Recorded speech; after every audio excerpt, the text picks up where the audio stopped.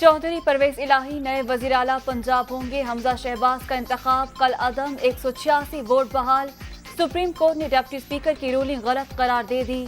काबीना तहलील, तमाम सूबाई वुज़रा को अपने दफातर फौरी खाली करने की हिदायत। गवर्नर पंजाब आज ही 11:30 बजे हल्फ लें। गवर्नर दस्तयाब ना हो तो सदर मुमलिकत की जिम्मेदारी निभाएं। 11 सफ़ात पर मुश्तमिल फैसला जारी।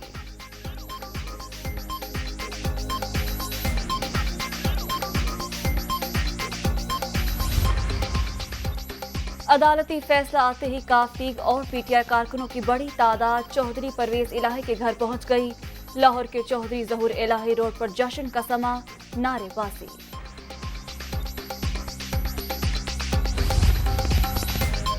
और सुप्रीम कोर्ट के फैसले के बाद के लाइहा अमल पर मुशावरत। वज़ीर-ए-आज़म ने इत्तेहादी जमातों का इजलास तलब कर लिया। शहबाज शरीफ और नवाज शरीफ का भी टेलीफोनिक राब्ता।